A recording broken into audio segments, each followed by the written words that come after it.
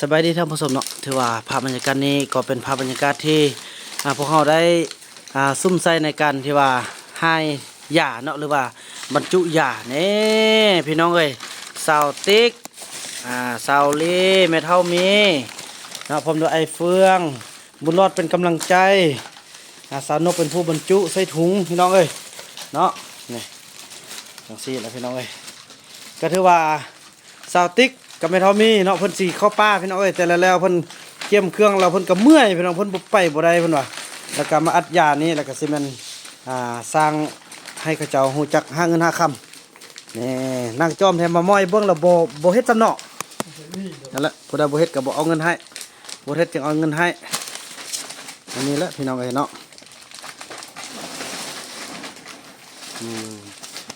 โทรพากันอัดมาตั้งแต่เช้านี่พี่น้องเอ้ยนี่สิแหละพี่น้องเอ้ยเนาะเก็บภาพบรรยากาศให้ทุกคนได้เบิ่งนำกันพี่น้องเอ้ยอันนี้ตั้งเวลาโมงนี่แหละ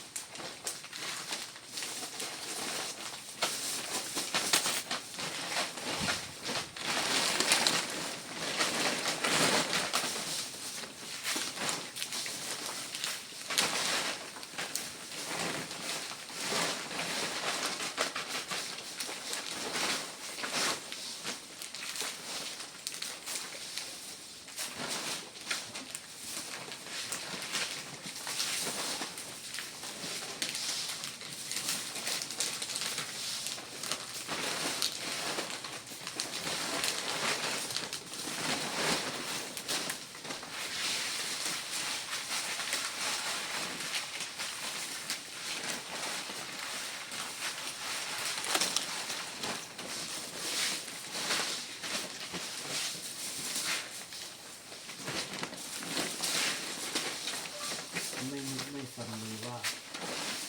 เด็กๆและชาวเขาต้องแบบจะลืมกันไม่ขึ้นเพราะเบาว่า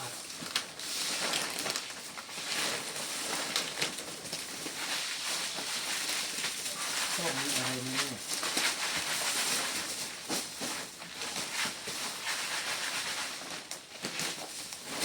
ต้องมีอะไรแน่เคยเห็นยัง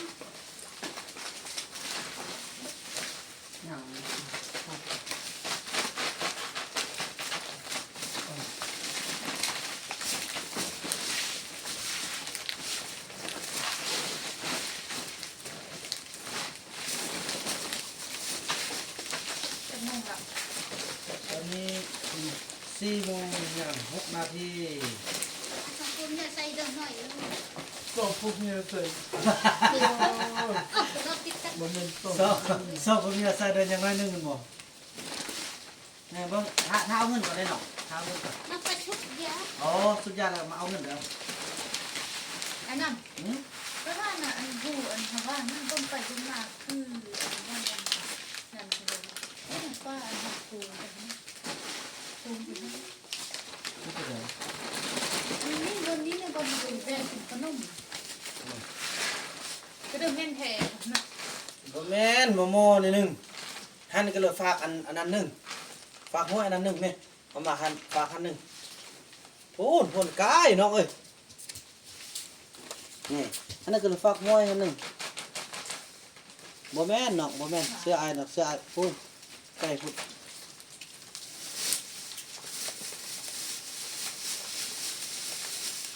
ตาติ๊กไปซุปยาเติมมาพะยะ เรื่องเลย ก็จริงตัวนี้เนี่ยขนาดไปเอาเพชรไปทองเลย จงอันสั้นๆนั่นเด้อ วิลุมก็มี พอเขาสิไปให้ผู้ที่เพิ่นอันยูนิคอร์นลิงตัวนี้ใช่เลยครับ ทำนี่ไหน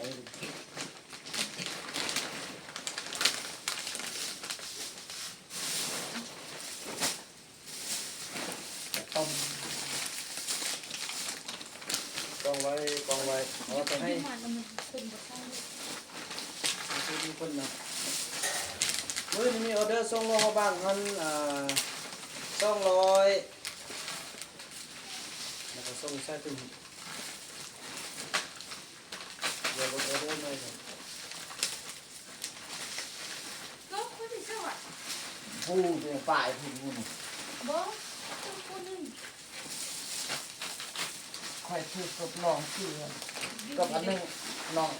ให้บักหน่วยที่อันหนึงอันอีกเจ้าไปเสื่องซึ่งหูอันนี้เสื่องเขียนเองเอาเกือบไปซื้อเกือบอะไรเรายังไปเอาเกือบไปซื้อจนเครียดเด็กเกือบไปซื้อ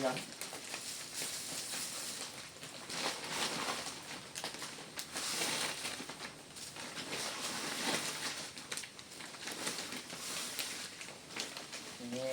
ได้เอาป้ามารับกินเนาะมื้อแรกเนาะแล้วเอิ้นพระจันทร์ขึ้นมากินหน่อยเด้อ ด้วย เดี๋ยวเราแพทย์คือกันขึ้นมากินพี่บ่มีอันซอก5คนอันแต่งอยู่เขากินบ่ทันมีเด้อตอนนี้เอาแต่งเลยก็กินนํกันพี่เลยเนาะไอ้เนาะ น้ำมันก็ค่อยว่ารายเดือน3 ล้านให้กูบอกเพราะว่าคันมาคั่วแล้วมานอนในพี่ โอ้ยบ่ย่านละอันบ่มีบ่นอนย่านเบาละ วันเรียกไม่ได้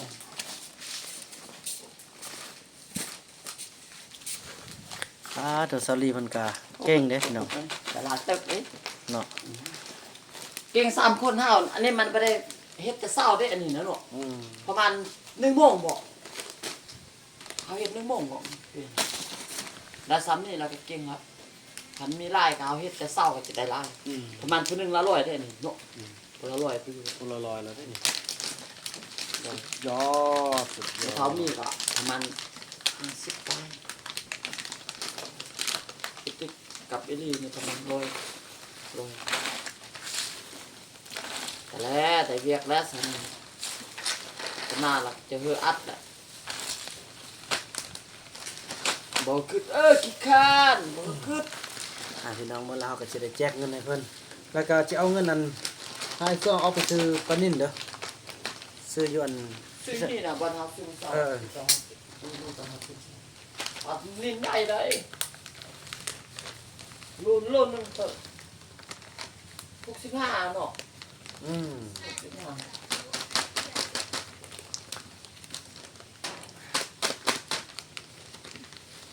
เฮ็ดลาบแล้วก็แก้มจนนั้นสร้างให้กินอันนั้น เอาจนได้สร้างกินนำเด้อ ประมาณ3 ลูกทุกหนึ่งก็ได้ลูกป้ายแล้วป้ามันกำเนิด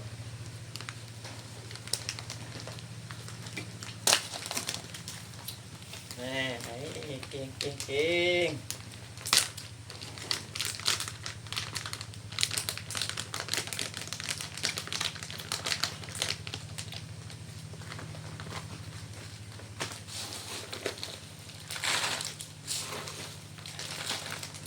จริงตัวบุญเลยครับห่วงเลย มันนั่นน่ะเนาะมันครบทุกอย่างเลยเนาะ แม่นคุก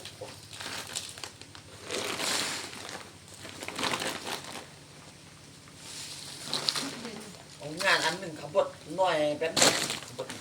เป็นการลูกชาย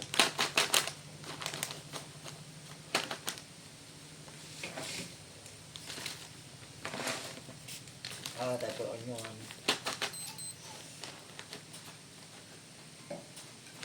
เอาเพราะนั้น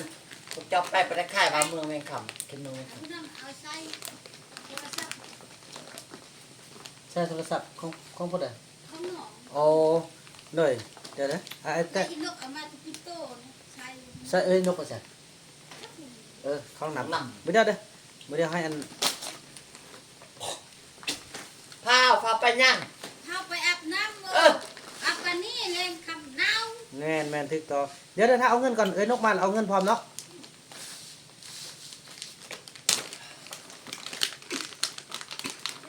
เครื่องจะเปล่ามาตัวนี้เครื่อง บ่ เครื่องอาบ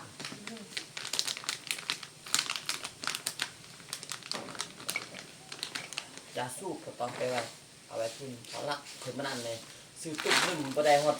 20,000ลักไปปัดเนี่ยคือละเอาไว้อยู่นี่ยาสูบก่อนเอาไว้นี่ไปสูบ มือหนึ่งบ่ได้หมดสองหนึ่งเจ้าให้เบิ่งสุดไล่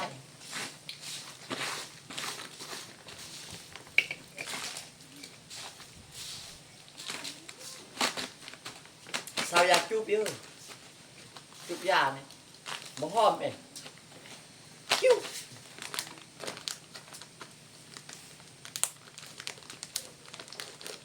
ขันสาวก็ได้เลยไอ้ลีเคยบ่งขันสาวอยากสุดตุ้ยก่อนจ้อยก่อนสุบยาลายมันจ้อยปอดแห้ง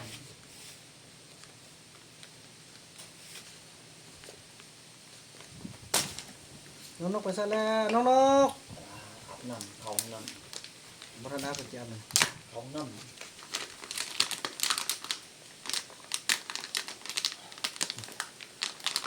ถามแจกเงินจ่ายเงินให้เขาเจ้าโอ้เนี่ยกินน้ำกินในเนาะเอ้ยแต่ละมื้อก็เลยพากันมากินข้าวอีเทิงพี่เดี๋ยวนี้เขาเจ้าลืงละสันที่ก็สะดวกสบายพี่น้องเอ้ยเนาะ ำเมื่อวานกลับมากินนี่ อ่า เมื่อเช้านี่ มื้อนี้มากินลาบป่าเด้อลี่เด้อ เมื่อเช้านี่อีลี่กับพาแป้เขากินตัวแมวเขาบอกมาเคยปลาหยังเลยเขาจะมาขึ้นมาสวยนี่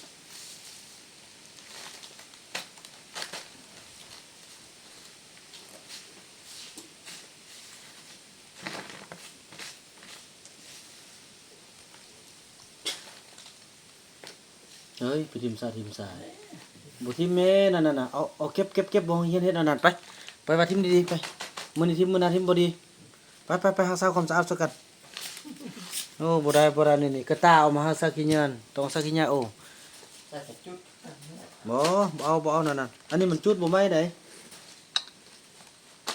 อันนี้แหละเฮาซ่อนเข้าแล้วเฮาบ่ปฏิบัตินำบ่ได้มันอ้ายเขาโอ้บัดเขาเว้ามานี่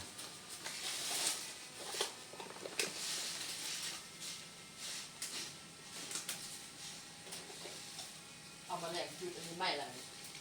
แหลกจุดนั้น เบิ่งอันต้นไม้เด้ออย่าโซพยายามนั่นเด้อดีแทนน้องมาแต่บ่ได้จุดมันเปื่อยก็ได้นะนี่ต้นไม้น่ะตายเสิได้ ตัวใหม่ใช่ไหมเอาของจุดมันยุบใหม่เอา พุ่นน่ะอันโตสิจุดน่ะซุ่มมันนั่นน่ะซุ่มกระตอนสะพุงใหญ่พุ่นน่ะ ก็ พุ่นซุ่มกระตอนสะพุงใหญ่ให้มันตายทีละน้อยแฟนปีหน้าออกกินดินทุ่มแล้วแหละ หมดหมดแล้วจุดมันแหลกจุดตึง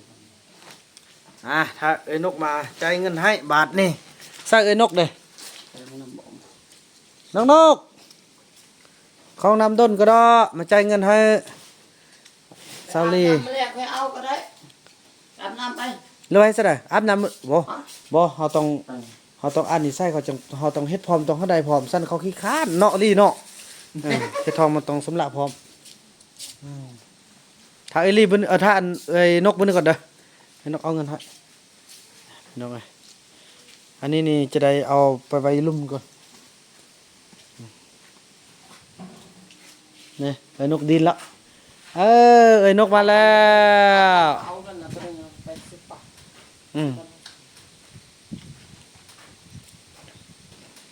กันเงินมาแล้วพี่น้องนะสำเร็จเนาะอันนี้ก็ถือว่าขี้มุนๆนี่เขาก็เอามาไว้นี่พี่น้องเนาะเพราะว่าเอาไปโละแจกกับผู้คนที่เพิ่นมันบ่อึดพี่น้องคนข้อน่ะเนาะแต่ถ้าจริงมันตัวยามันตัวมุ่นนี่ก็พี่น้องเนาะเห็นบ่ตัวยาพี่น่ะจะเป็นตัวนี้ได้พี่น้องเนี่ยจะอยู่ในนี้หมดเนาะแต่ก็เพิ่นเขาจะเอาไปต้มอาบพี่น้องเนาะเอาเงินอยู่ในรถเนาะเงินในรถไอออกอัน200,000ก็พอมาซื้อน้ำซื้อในซื้อขนมซื้อหยังให้เจ้านี่เลยเอาทอดตับอันตับที่ไอเอาออก200,000น่ะตับที่1น่ะแจกเงินให้เพิ่นพร้อมพี่น้องโอ้แซ่บบ่แซ่บนี่เนาะ มันมาเฮ็ดเวียกเอาเงินพร้อมเด้อพี่น้องเอ้ยฮู้จักเงินฮู้จักใส่ละดีใจนำย่ามื้อแรกเราอาบน้ำแล้วก็ขึ้นมากินข้าวพี่เด้อเฮ็ดลาบป้าสุกินเถิงพี่ กินข้าวที่ เอิ้นอีจันเด้ออีจันเด้อขึ้นมาเลย นอนไล่บ่ได้มื้อนึงเมื่อย นี่ ให้เข้าจรให้เด้อผู้ละ50ก็ได้เนาะ